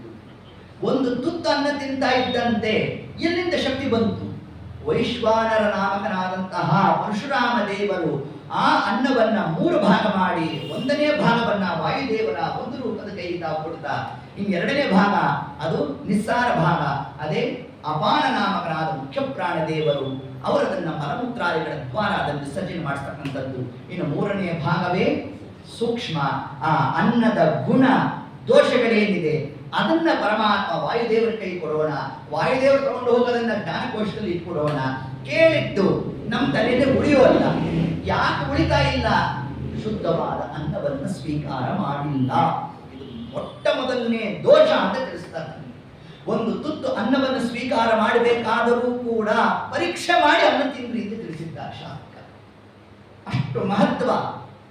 ಆದ್ದರಿಂದ ಹೀಗೆ ಕ್ಷೇತ್ರಾದಿಗಳು, ಸ್ವಯಂವ್ಯಕ್ತ ಕ್ಷೇತ್ರಾದಿಗಳಲ್ಲಿ ಕ್ರಮ ಅನ್ನೊಂದು ಕ್ರಮ, ಮತ್ತು ಇಂತಹ ಎಲ್ಲೆಲ್ಲಿ ಭಗವತ್ ಸಾನ್ನಿಧ್ಯಾದಿಗಳಿರುತ್ತೆ, ವೈಶ್ವದೇವಾದಿಗಳಾಗಿರುತ್ತೆ, ಮತ್ತು ಶಾಲೆಗ್ರಾಮಾದಿ ಪೂಜಾದಿಗಳಲ್ಲಿ ನಡೆದಿರುತ್ತೆ, ಅಂತಹ ಕ್ಷೇತ್ರದಲ್ಲಿ ಮಾತ್ರ ಅನ್ನವನ್ನು ಸ್ವೀಕಾರ ಮಾಡಬೇಕು.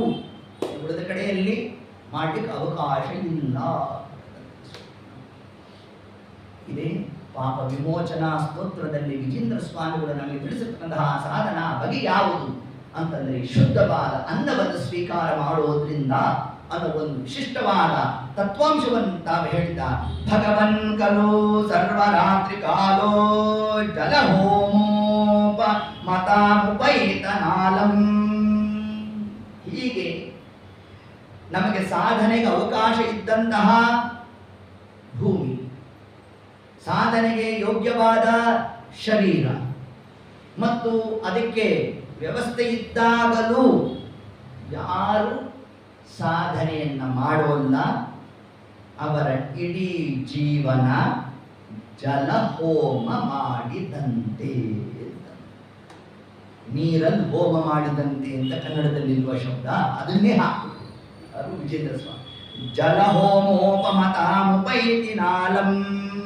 ನೀರಲ್ಲಿ ಹೋಮ ಮಾಡಿದ್ರೆ ಹೇಗೆ ವ್ಯರ್ಥನೋ ಅದರಂತೆ ನಮ್ಮ ಸಾಧನೆ ಇಲ್ಲದ ಈ ಶರೀರ, ಈ ಮಾನವ ಜನ್ಮವು ವ್ಯರ್ಥವಾಗಿ ಹೋಗ್ತದೆ. ವ್ಯರ್ಥವಲ್ಲವೇ ಜನ್ಮ, ವ್ಯರ್ಥವಲ್ಲವೇ. ಅರ್ಥಿಯಿಂದ ಹರಿಯ ನಾಮ ನಿತ್ಯ ಸ್ಮರಿಸದವನ ಜನ್ಮ ವ್ಯರ್ಥವಲ್ಲವೇ ಜನ್ಮ, ವ್ಯರ್ಥವಲ್ಲವೇ.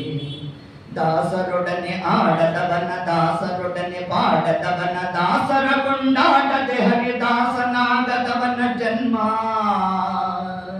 ವ್ಯರ್ಥವಲ್ಲವೇ ಜನ್ಮ, ವ್ಯರ್ಥವಲ್ಲವೇ. ಸ್ವಾಮಿ, ನಿನ್ನ ಭಕ್ತರ ಸಂಘದಲ್ಲಿ ನಾವೇನಾರು ತೊಡಗಿಲ್ಲ ಅಂತಂದ್ರೆ ಆ ಜನ್ಮ ವ್ಯರ್ಥ ಅಂತಂದು ಆದ್ದರಿಂದ ಮುಂದೆ ಒಂದು ಉತ್ಪ್ರೇಕ್ಷೆ ಮಾತನಾಡ್ತಾರೆ ವಿಜೇಂದ್ರ ಸ್ವಾಮಿ.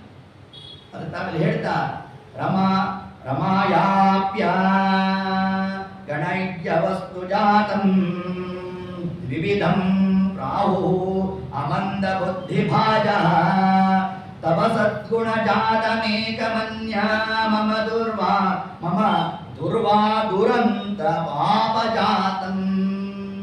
ಲಕ್ಷ್ಮೀದೇವಿ ಅವಳ ಸಾಮರ್ಥ್ಯ, ಅವಳ ಯೋಗ್ಯತಾ ಹೇಗಿದೆ ಅಂತಂದ್ರೆ ಅದಕ್ಕೆ ತಿಳಿಸಿದ್ರು. ಲಕ್ಷ್ಮೀದೇವಿಗೆ ಎರಡು ಅಂಶ ಆಗ್ತಾ ಇಲ್ಲ. ಒಂದು, ತವ ಸದ್ಗುಣ ಜಾತಮೇಕ. ಸ್ವಾಮಿ, ನಿನ್ನ ಸದ್ಗುಣಗಳು ಎಷ್ಟಿದೆ ಅಂತ ಲಕ್ಷ್ಮೀದೇವಿಗೆ ಎಣಿಸ್ಲಿಕ್ಕೆ ಆಗ್ತಾ ಇಲ್ಲ. ಇನ್ನೊಂದು ಆಗ್ತಾ ಇಲ್ಲ ಅಂತ ವಿಜೇಂದ್ರ ಸ್ವಾಮಿ. ಯಾವುದು? ಮಮ ದುರ್ಗುಣ. ಸ್ವಾಮಿ, ನನ್ನ ದುರ್ಗುಣಗಳು ಎಷ್ಟಿದೆ ಅನ್ನೋದನ್ನು ಲಕ್ಷ್ಮೀದೇವಿ ಎಣಿಕೆ ಮಾಡಲಿಕ್ಕೆ ಆಗ್ತಾ ಇಲ್ಲ. ಅಷ್ಟು ದೋಷಗಳನ್ನು ಮಾಡ್ತೇವೆ. ಜಾವಕ್ಕೆ 1000 ತಪ್ಪನ್ನು ಮಾಡು.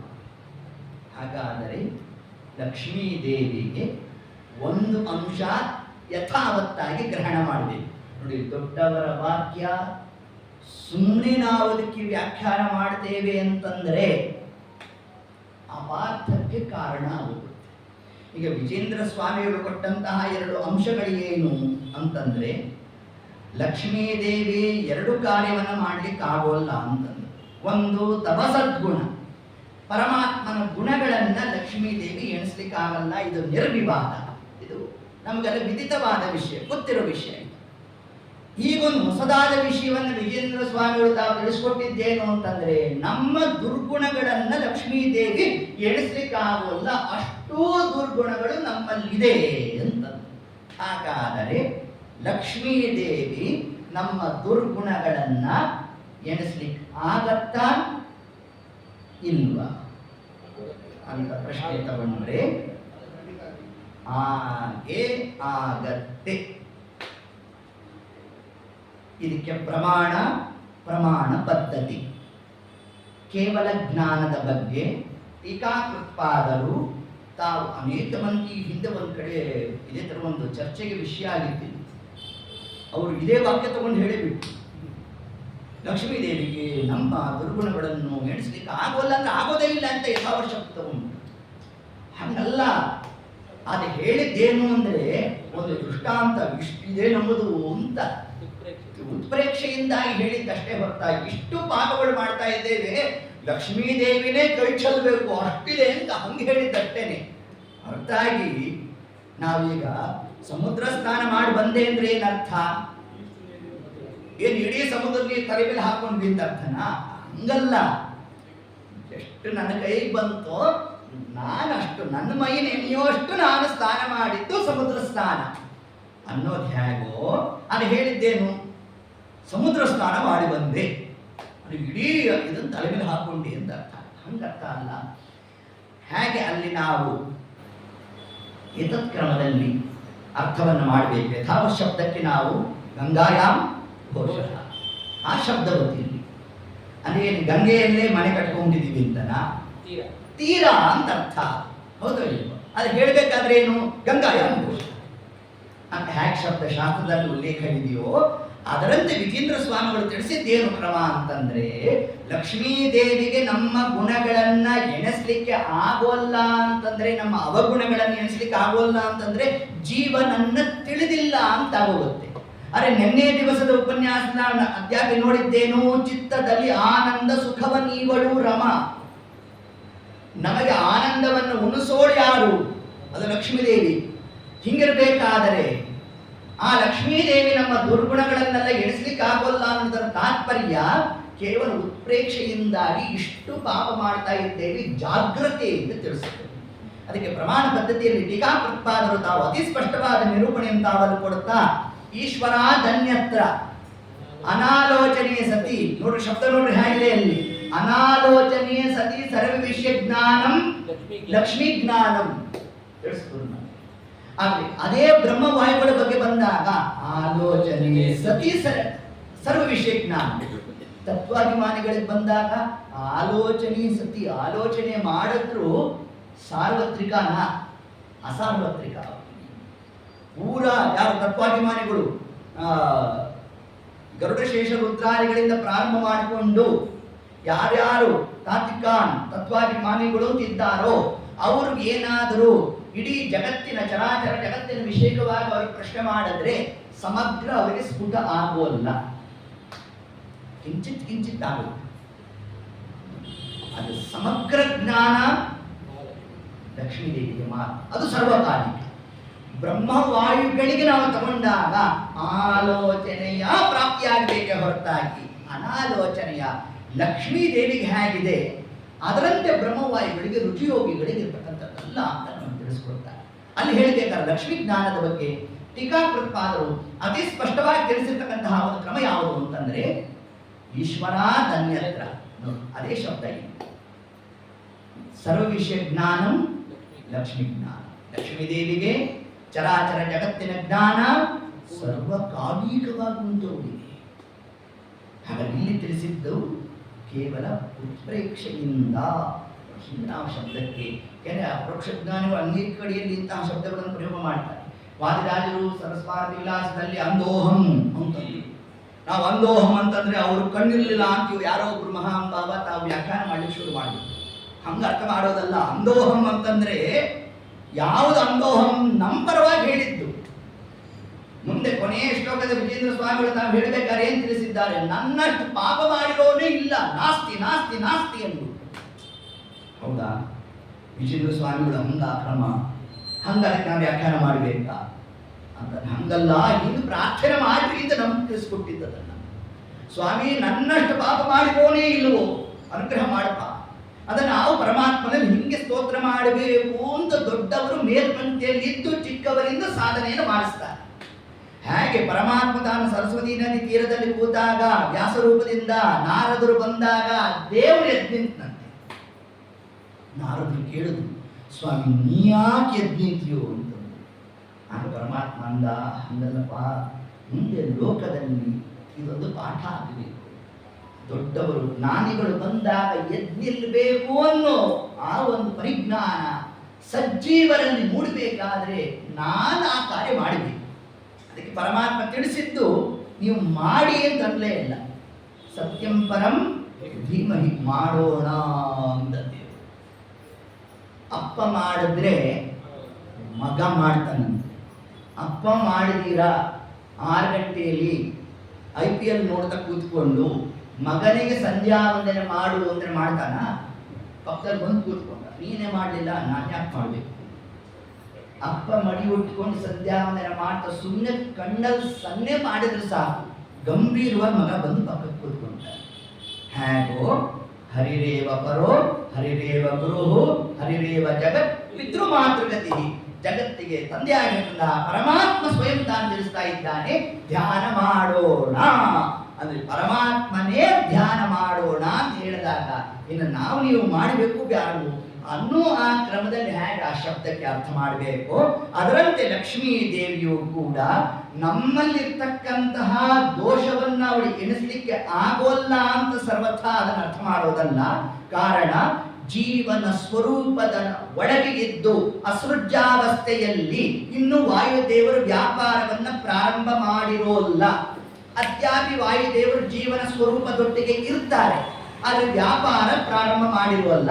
ಆ ಅಸೃಜ್ಯಾವಸ್ಥೆಯಲ್ಲಿ ಜೀವನ ಉಸಿರಾಟ ವ್ಯಾಪಾರವನ್ನು ಮಾಡಿಸ್ತಕ್ಕಂಥವ್ರು ಯಾರು? ಲಕ್ಷ್ಮೀನಾರಾಯಣ.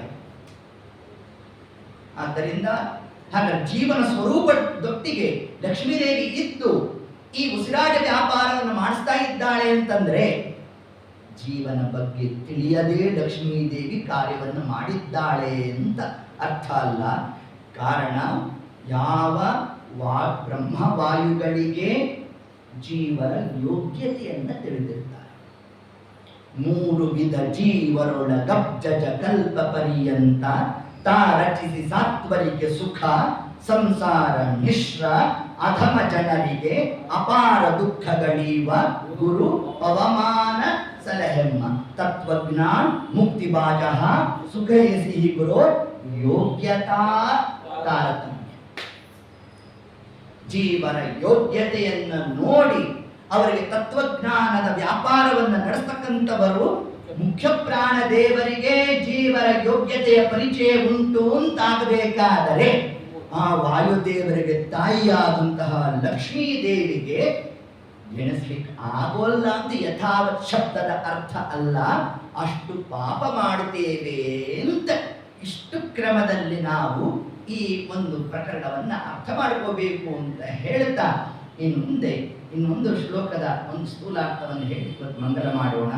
ನತಯೋ ನ ಕೃತಾಃ ಪ್ರದಕ್ಷಿಣಾಶ್ಚ ಸ್ತುತಯೋಪಿ ಧ್ರುವ ಮಂತರೇಣ ಧಂಬಃ ನ ಗುರುಃ ಪರಿಸೇವಿತಃ ಸುಭಕ್ತ್ಯಾ ಶುಭಶಾಸ್ತ್ರ ಶ್ರವಣಂ ಕಥಂ ತತಸ್ಯಾತ್.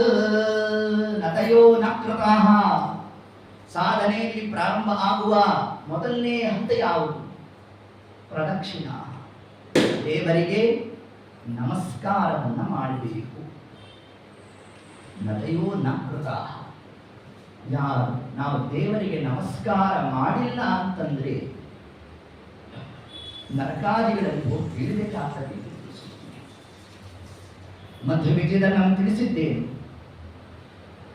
ನಮಸ್ಕಾರದ್ದೇ ಮಹತ್ವ. ಮಧ್ವವಿಜಯ ಹರಿ ನಮಸ್ಕೃತಯ ಸುಕೃತಾಯಮ ಸುಹಯಮೇಧ ಗಣಾತಿಶಯಾಲ. ಅಶ್ವಮೇಧ ಯಾಗ ಮಾಡಿದ ಫಲ ಬರುತ್ತಂತೆ. ದೇವರಿಗೆ ಒಂದು ನಮಸ್ಕಾರವನ್ನ ಕ್ರಮಬದ್ಧವಾಗಿ ಮಾಡಿದರೆ, ನಾವು ನಮಸ್ಕಾರ ಮಾಡಬೇಕಾದ್ರೆ ನೋಡ್ಬೇಕು, ಈ ಬಸ್ಗಳು ಓವರ್ಟೇಕ್ ಮಾಡ್ಕೊಂಡು ಹೋಗುತ್ತಲ್ಲ, ಹಂಗೆ ಓವರ್ಟೇಕ್ ಹೊಡ್ಕೊಂಡು ಹೋಗ್ತಾ ಇರ್ತೀವಿ. ಯಾರು ದೊಡ್ಡವರು, ಯಾರಿದು, ಏನೇನೇನೇ ನಾವು ನೋಡಿರೋ. ದೊಡ್ಡವರಿಗೆ ಬೆನ್ನು ಮಾಡ್ಕೊಂಡು ಹೊಟ್ಟೋದ್ವಿ ಅಂತಂದ್ರೆ ಮಹತ್ತರವಾದ ದೋಷ. ಅದಕ್ಕೆ ಹನುಮಂತ ದೇವರು ತಾವು ಹಾರದಾಗ ಏನು ಮಾಡಿದ್ರು? ತರಣಿಗೆ ಅಭಿಮುಖನಾಗಿ ಏನ್ ಮಾಡಿದ್ರಂತೆ? ಪರಮಾತ್ಮನಿಗೆ ಬೆನ್ನು ಮಾಡಿಕೊಂಡು ಹೋಗ್ಲಿಲ್ವಂತೆ, ಅಭಿಮುಖನಾಗಿ ಹಿಂದು ಮುಂದಾಗಿ ನಡೆದ. ಇದನ್ನು ತಿಳಿಸೋದು ಏನಿದ್ರ ತಾತ್ಪರ್ಯ? ಜೀವೋತ್ತಮರಿಗೆ ದೊಡ್ಡವರು ಅಂದ್ರೆ ಯಾರಾಗಬೇಕು? ಸರ್ವೋತ್ತಮನೇ ಆಗಬೇಕು. ಆದ್ರಿಂದ ಪರಮಾತ್ಮನಿಗೆ ನಾನು ಬೆನ್ನು ಮಾಡಿಕೊಂಡು ಹೋಗೋದಲ್ಲ ಅಂತ ಹೇಳಿದ ಅಭಿಮುಖವಾಗಿ ಹಿಂದು ಮುಂದಾಗಿ ನಡೆದ ಅಂತ ತಿಳಿಸ್ತಾರೆ. ಈ ಕ್ರಮದಲ್ಲಿ ದೊಡ್ಡವರು ಬಂದಾಗ ಅವರನ್ನು ನಾವು ಮುಂದೆ ಹೋಗೋದು, ಅಥವಾ ಗರ್ಭಗುಡಿಯಲ್ಲೇ ನಮಸ್ಕಾರ ಮಾಡುವುದು ವರ್ಜ್ಯ, ಮಾಡಬಾರದು. ಗರ್ಭಗುಡಿ ಒಳಗಡೆ ನಮಸ್ಕಾರ ಇಲ್ಲ. ಇನ್ನು ದೇವರ ಎಡಭಾಗದಲ್ಲಿ ನಮಸ್ಕಾರ ಇಲ್ಲ, ದೇವರಿಗೆ ಎದುರಿ ನಮಸ್ಕಾರ ಇಲ್ಲ, ದೇವರ ಬಲಭಾಗದಲ್ಲೇ ನಮಸ್ಕಾರ. ಪ್ರಣಾಮ ಅಷ್ಟಾಂಗ ಈ 8 ಅಂಗಗಳಿಂದ ಪುರಸ, ಶಿರಸ, ಮನಸ, ದೃಷ್ಟ್ಯ ಏನೇನಿದೆ ಅದೆಲ್ಲದರಲ್ಲೂ ಕೂಡ ನಾವು ಪರಮಾತ್ಮನನ್ನ ಒಂದೊಂದು ಅಂಗದಿಂದ ನಾವು ಚಿಂತನಾದಿಗಳನ್ನು ನಡೆಸ್ತಾ ಆ ನಮಸ್ಕಾರ ಮಾಡತಕ್ಕಂಥದ್ದೇನಿದೆ ಅದು ವಿಶಿಷ್ಟವಾದಂತಹ ಪ್ರದಕ್ಷಿಣಾಶ್ಚ. ಅದಕ್ಕೆ ಅದರ ಹೆಸರೇನು? ಪ್ರದಕ್ಷಿಣ. ಪ್ರಕೃಷ್ಟೇನ ವಿಶೇಷವಾಗಿ ದೇವರಿಗೆ ನಾವು ನಮಸ್ಕಾರ ಮಾಡೋದನ್ನು ವಾಸುದೇವಾಚಾರ್ಯರು ತಾವು ಅನಂತೇಶ್ವರನ ಗುಡಿಯಲ್ಲಿ ನಮಸ್ಕಾರ ಮಾಡಬೇಕಾದರೆ ಸಮಸ್ತವಾದಂತಹ ಭೂಸುರ ಮಂಡಲೇಹಿ ಇದ್ದಂತಹ ಎಲ್ಲ ಪಂಡಿತ ವರ್ಗ, ಯಾರ್ಯಾರು ಬ್ರಾಹ್ಮಣೋತ್ತಮರು ಅಂತಿದ್ರು ಅವರೆಲ್ಲ ಸಾಲಾಗಿ ಬಂದು ನಿಂತ್ಬಿಟ್ರಂತೆ. ಯಾವುದು ನೋಡ್ಲಿಕ್ಕೆ? 3 ವರ್ಷದ ಮಗು ನಮಸ್ಕಾರ ಮಾಡೋದು ನೋಡ್ಲಿಕ್ಕೆ. ಇಷ್ಟ ವಿಷಯ ತಿಳಿಸ್ತಾರೆ. 3 ಕ್ರಿಯೆಗಳು ನಡೀತಕ್ಕಂತಹ ಒಂದು ಅವಸ್ಥಾ. ಮನಸ ದೇವರ ರೂಪದ ಚಿಂತನೆ, ವಚಸ ಸ್ತೋತ್ರವನ್ನ ಗಟ್ಟಿಯಾಗಿ ಮಾಡಬೇಕು. ಸ್ತೋತ್ರ ಮಾಡಬೇಕಾದರೆ ಗಟ್ಟಿಯಾಗಿ ಸ್ತೋತ್ರ ಮಾಡಬೇಕು. ಜಪ ಮಾಡಬೇಕಾದ್ರೆ ಮನಸ ತುಟಿ ಚಲನೆ ಆಗಬಾರದು. ನಮ್ಮ 3 ಕ್ರಮ ಹಿಂದೆನೂ ಹೇಳಿದ್ದೆ. ಓಂ ಈ ತರ ಒಂದು ಶಬ್ದ ಕೇಳಿಸ್ತಾ ಇರುತ್ತೆ ಮನೆಯಲ್ಲಿ. ಅಂದ್ರೆ ಜಪಕ್ಕೆ ನಾವು ಶಬ್ದ ಬರಬಾರದು. ಅಥವಾ ಪ್ರಸಾದ ಕೇವಲ ಓಷ್ಟ ತುಟಿಯನ್ನ ಚಲನೆ ಮಾಡ್ತಾ ಇರುತ್ತೆ, ಮಧ್ಯಮ ಪ್ರಸಾದ ಅಂತಲ್ಲ. ಮನಸಾ ಕೃತಾಚ್ಯುತ ಜಪ, ಮನಸ್ಸಿನಲ್ಲಿ ಜಪವನ್ನು ಮಾಡಬೇಕು. ಮಾಡುವ ಕಾಲಕ್ಕೆ ಮಣಿಯನ್ನು ಹಾಕೊಂಡಿರ್ತೇವೆ, ಅದರ ಲೆಕ್ಕವನ್ನು ತಗೊಂತಾ ಇರ್ತೇವೆ. ಉಪದೇಶ ಮಾಡಿದ ಗುರುವಿಗೂ ತೋರಿಸಬಾರ್ದಂತೆ. ಈಗ ಕ್ರಮ ಏನು ಅಂದ್ರೆ ಹೀಗೆ ಹಾಕೊಂಡು ಅಡ್ಡಾಡ್ತಾ ಇರ್ತೇವೆ ನಾವು, ಅನೇಕ ಕಡೆ ನೋಡ್ತಾರೆ. ಹಂಗಲ್ಲ, ರಾಕ್ಷಸರು ತಗೊಂಡು ಹೋಗ್ತಾರೆ ಅಲ್ಲ. ಹಾಗೆ ಮಂಗಳಾರತಿಯನ್ನು ದೇವರಿಗೆ ನಾವು ಮಾಡಿದಾಗ ಅದನ್ನ ಶಾಂತ ಮಾಡಲಿಲ್ಲ, ಆ ಧೂಮ ಹೋಯಿತು ಅಂದ್ರೆ ದೈತ್ಯರ ಪಾಲಾಗೋಯ್ತು. ಅದಕ್ಕೆ ಅದನ್ನು ಶಾಂತ ಮಾಡ್ರಿ ಅಂತ ಯಾಕೆ ಹೇಳೋದು ಅಂತಂದ್ರೆ, ಮಾಡಿರ್ತಕ್ಕಂತಹ ಆ ಒಂದು ದೇವರಿಗೆ ಮಂಗಳಾರತಿಯನ್ನು ಮಾಡೋದ್ರ, ಅದನ್ನು ನೋಡೋದರ ಫಲ ಏನು ಅಂತಂದ್ರೆ ಬ್ರಹ್ಮತ್ಯಾದಿ ದೋಷಗಳು ನಿವೃತ್ತಿ ಆಗುತ್ತದೆ. ಯಾವುದರಿಂದ? ದೇವರಿಗೆ ಆರತಿಯನ್ನ ಮಾಡುವುದನ್ನ ನೋಡಿದ್ರೆ ಸಾಕಂತೆ ಬ್ರಹ್ಮತ್ಯಾದಿ ದೋಷ ನಿವೃತ್ತಿ ಆಗುತ್ತಂತೆ. ಅಷ್ಟು ಮಹಿಮಾ ಯಾವ ರೀತಿ ದೇವರ ಮಂಗಳ. ಆ ಫಲವನ್ನ ದೈತ್ಯರು ಕಾಯ್ತಾ ಇರ್ತಾರಂತೆ. ನಮ್ಮ ಭಾಗ ಆಗಬೇಕು, ಯಾಕೆ ಅವ್ರಿಗೆ ಶಕ್ತಿ ಬೇಕಲ್ಲ. ಯಾವಾಗ ಅದು ಅವ್ರ ಪಾಲಾಗತ್ತೆ ಅಂತಂದ್ರೆ, ಯಾವಾಗ ಶಾಂತ ಮಾಡಲಿಲ್ಲ ನಾವು, ಧೂಮ ಹೋಯಿತು ಅಂದ್ರೆ ದೈತ್ಯರ ಪಾಲಾಯಿತು. ಅದರಿಂದ ಪಿತೃಕಾರ್ಯ ಆಗಬೇಕಾದ್ರೆ ಮೊದಲ ಧರ್ಮಶಾಸ್ತ್ರದಲ್ಲಿ ಬರುತ್ತೆ. ನೀವು ಪಿತೃಕಾರ್ಯ ಪ್ರಾರಂಭ ಮಾಡೋ ಕಾಲಕ್ಕೆ ನಿಮ್ಮ ಕೈ ಒಂದಷ್ಟು ತಿಲ ಎಳ್ಳನ್ನು ಕೊಡ್ತಾರೆ. ಅಪಮಾರ್ಗತ್ವೇನ ಆಂಟಿ ಕ್ಲಾಕ್ ವೈಸ್ ಸೇಚನೆ ಮಾಡ್ತಾರೆ. ಅವಾಗ ಆಚಾರ್ಯ ಹೇಳ್ತಾರೆ, ಅಪ್ಪ ನನ್ನ ತಲೆ ಮೇಲೆ ಹಾಕಬೇಡುವ ಅಂತಾರೆ. ಯಾಕೆ ಗೊತ್ತಾ? ಮಂತ್ರ ಹೇಳಿದಾಗ ಬೆಂಕಿಯ ಉಂಡೆ ಆಗೋಗುತ್ತೆ. ಅವ್ರ ತಲೆ ಮೇಲೆ ಬಿದ್ದರೆ ಅವ್ರ ಮುಂದೆ ಭಸ್ಮ ಆಗೋಗುತ್ತೆ ಅಂತ ತಿಳಿಸೋದು. ಅದಕ್ಕೆ ಆ ಇಡೀ ಯಜ್ಞದ ಪಿತೃಕಾರ್ಯ ಅಂತ ಕರಿಬಾರ್ದದನ್ನ ಪಿತೃ ಯಜ್ಞ ಅಂತ ಕರಿಬೇಕು. ಅದೊಂದು ಯಜ್ಞಕ್ಕೆ ಸಾದೃಶ್ಯ. ಅಂತಹ ಯಜ್ಞದ ನಿಯಾಮಕ ರೂಪ ಯಾರು? ಜನಾರ್ದನ ಪ್ರೇರಣೆಯ, ಜನಾರ್ದನ ಪ್ರೀತ್ಯರ್ಥ. ಪರಮಾತ್ಮನ ಆ ಒಂದು ವಿಶಿಷ್ಟವಾದ ಭಗವದ್ ರೂಪಾದಿಗಳ ಒಂದು ಚಿಂತನಾ ಕ್ರಮ ಏನಿರ್ತಕ್ಕಂಥದ್ದು ಪಿತೃಕಾರ್ಯದಲ್ಲಿ ಹೇಗೋ ಅದರಂತೆ ಈ ದೇವತಾ ಕಾರ್ಯದಲ್ಲಿ ಪ್ರಾರಂಭ ಆಗ್ತಕ್ಕಂಥದ್ದೇ ಎಲ್ಲಿಂದ? ಪರಮಾತ್ಮನಿಗೆ ನಮಸ್ಕಾರ. ನಮೋ ನಮೋ ನಾಥ, ನಮೋ ನಮಸ್ತೆ, ನಮೋ ನಮೋ ರಾಮ, ನಮೋ ನಮಸ್ತೆ, ಪುನಃ ಪುನಸ್ತೆ ಚರಣಾರವಿಂದಂ ನಮಾಮಿ ನಾಥೇತಿ ನಮನ್ಸರೇಮೇ. ಹೀಗೆ ಪರಮಾತ್ಮನಿಗೆ ನಾವು ನಮಸ್ಕಾರಾದಿಗಳನ್ನ ಮಾಡಿರಬೇಕು. ಸ್ತುತ ಯೋ ಅಪಿ ಧ್ರುವ ಮಂತ್ರೇಣ ದಂಬಃ. ಸ್ತುತ ಸ್ತೋತ್ರ ಮಾಡ್ತಾ ಇರಬೇಕು. ನೋಡಿ, 3 ಕಾರ್ಯಗಳು. ಕಾಯಕವಾಗಿ ನಮಸ್ಕಾರ ಮಾಡುವ ಕ್ರಮ ಹೆಂಗಿರಬೇಕು? ನಮ್ಮ ಕೈಗಳು ಹೀಗಿರಬೇಕು, ಹೀಗಿದ್ದೇ ನಮಸ್ಕಾರ ಮಾಡಬೇಕು.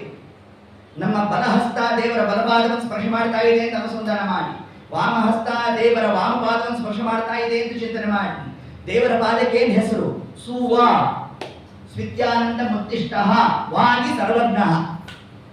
ದೇವರ ಬಲಪಾದಕ್ಕೆ ಆನಂದ ಅಂತ ಹೆಸರು, ದೇವರ ಎಡಪಾದಕ್ಕೆ ಜ್ಞಾನ ಅಂತ ಹೆಸರು. ನಮಗೆ ಜ್ಞಾನ ಆನಂದಾದಿಗಳು ಬೇಕು ಅಂತಂದ್ರೆ ದೇವರ ಎಡಬಲದ ಪಾದದ ಚಿಂತನೆಯನ್ನ ಮಾಡಬೇಕು. ಇದೇ ಪ್ರದಕ್ಷಿಣ ಅಂತ ಕರೀತಾರೆ. ದೇವರ ಬಲಭಾಗದಲ್ಲೇ ನಮಸ್ಕಾರ ಮಾಡಬೇಕು, ಎಡಭಾಗದಲ್ಲಿ ಮಾಡಬಾರದು, ಹಿಂಬದಿಯಲ್ಲಿ ಮಾಡಬಾರದು. ಇಷ್ಟೆಲ್ಲ ನಾವು ಹೇಳಿದ್ವಿ. ಯಾರೋ ಒಬ್ರು ಕೇಳಿದ್ರು, ಹಾಗಾದ್ರೆ ಹೆಜ್ಜೆ ನಮಸ್ಕಾರ ಹಾಕ್ಬೇಕಾ ಬೇಡವಾ? ಅದು ಪಾಪ ಯಾರೋ ರಾಯರ ಸೇವೆ ಹಿಡಿತಿರ್ತಾರೆ, ಹೆಜ್ಜೆ ನಮಸ್ಕಾರ ಹಾಕ್ತಿರ್ತಾರೆ. ಈಗ ನಾವೇನು ಹೇಳ್ಬಿಟ್ವಿ ಉಪನ್ಯಾಸದಲ್ಲಿ? ದೇವರು ಎಡಭಾಗದಲ್ಲಿ ಹಾಕಬಾರ್ದು, ಹಿಂಭಾಗದಲ್ಲಿ ಹಾಕಬಾರ್ದು ಅಂತೆಲ್ಲ ಹೇಳ್ಬಿಟ್ವಿ. ಈಗ ಅವ್ರು ಹೆಜ್ಜೆ ನಮಸ್ಕಾರ ಹಾಕ್ಬೇಕಾ ಬೇಡವಾ? ಹಾಕಬೇಕಾದ ಅನುಸಂಧಾನ ಏನಿರಬೇಕು? ದೇವರನ್ನೇ ನಿಮ್ಮ ಕಡೆ ತಿರುಗಿಸ್ಕೊಳ್ಳಿ. ನೆನೆಬವರನ್ನು ಅನುಸರಿಸಿ ತಿರುಗುವುದು ಅನುಸಂಧಾನ ಇರಬೇಕು. ಅನುಸಂಧಾನ ಇದ್ದಾಗ ನೀವು ಎಲ್ಲರೂ ನಮಸ್ಕಾರ ಹಾಕಿ ಆ ದೇವರನ್ನ ನಿಮ್ಮ ಮುಖಕ್ಕೆ ಅಭಿಮುಖ ಮಾಡಿಕೊಂಡು ನಿನ್ನ ಬಲಭಾಗಕ್ಕೆ ನಮಸ್ಕಾರ ಹಾಕ್ತಾ ಇದ್ದೇನೆ, ಇಷ್ಟು ಚಿಂತನೆ ಬರಬೇಕು. ಹಿಂಗೆ ಮಾಡಿದಾಗ ನೀವು ಹೆಜ್ಜೆ ನಮಸ್ಕಾರ ಹಾಕಲಿಕ್ಕೆ ಅದು ಬಾಧಕ ಆಗೋಲ್ಲ. ಕೇವಲ ಈ ಅನುಸಂಧಾನ ಇಲ್ಲದೆ ಮಾಡಿದ್ರೆ ಅದು ದೋಷನೇ. ಆದರೆ ಅನುಸಂಧಾನ ಇಟ್ಟು ನಾವು ಮಾಡಿದಾಗ ಆ ಒಂದು ಕಾರ್ಯ ಪ್ರಮುಖ ಆಗ್ತದೆ ಅಂತ ತಿಳಿಸ್ತಾ, ಹೀಗೆ ಪ್ರದಕ್ಷಿಣ, ದೇವರ ಸ್ತುತಿ, ಮುಂದೆ ಗುರು ಉಪಸಕ್ತಿ, ಗುರುಗಳ ಸೇವೆ. ಆ ಗುರು ಸೇವಾ ಮಹತ್ವ ಏನು? ಯಾಕೆ ನಾವು ಗುರುಗಳನ್ನು ಅವಲಂಬಿಸಬೇಕು? ಮಧ್ವ ವಿಜಯ ಮೊದಲಾದಂತಹ ಗ್ರಂಥಗಳಲ್ಲಿ ಈ ಗುರುಗಳ ಮಹತ್ವವನ್ನು ಏನು ತಿಳಿಸ್ಕೊಟ್ಟಿದ್ದಾರೆ ಅದನ್ನೇ ವಿಜೇಂದ್ರ ಸ್ವಾಮಿಗಳು ಪಾಪ ವಿಮೋಚನಾ ಸ್ತೋತ್ರದಲ್ಲಿ ಕೊಟ್ಟಿರ್ತಕ್ಕಂತಹ ಒಂದು ಅಂಕ ಯಾವುದು? ಗುರು ಸೇವಾ ಅಂತ ತಿಳಿಸಿದ್ದಾರೆ. ಆ ಗುರು ಸೇವೆಯನ್ನ ಮಾಡದೆ ಬೇರೆ ಯಾವ ವಿಧವಾದಂತಹ ದೇವರ ಕಾರ್ಯದಲ್ಲಿ ನಾವು ಪ್ರವೃತ್ತರಾದರೂ ಕೂಡ ಅದು ಫಲವನ್ನ ಕೊಡೋಲ್ಲ. ಆ ಒಂದು ಅಂಶವನ್ನೇ ನಾಳೆ ದಿವಸ ನೋಡ್ತಾ ಇನ್ನ ಮುಂದಿನ ಒಂದೆರಡು ಪದ್ಯಗಳಲ್ಲಿ ಇದರ ಸಂಹಾರವನ್ನು ಮಾಡ್ತಾ ಇನ್ನೊಂದು ವಿಜೇಂದ್ರ ಸ್ವಾಮಿಗಳ ಒಂದು ಗ್ರಂಥದ ಪರಿಚಯವನ್ನು ನೋಡುವ ಪ್ರಯತ್ನವನ್ನು ಮಾಡೋಣ ಅಂತ ಹೇಳ್ತಾ ಸರ್ವಂ ಶ್ರೀ ಕೃಷ್ಣಾರ್ಪಣಮಸ್ತು. ಹರೇ ನಮಃ. ಇನ್ನು ದಕ್ಷಿಣಾಯನದ ಒಂದು ಪರ್ವಕಾಲದ ಆಚರಣೆ ಬಗ್ಗೆ ನಾಳೆ ದಿವಸದ ಬಗ್ಗೆ ತಿಳಿಸಿದ್ದಾರೆ. ಇಲ್ಲಿನ ಸಮಯ ಏನು ಕೊಟ್ಟಿದ್ದಾರಪ್ಪ? 11 ಎಷ್ಟೊತ್ತಿಗೆ?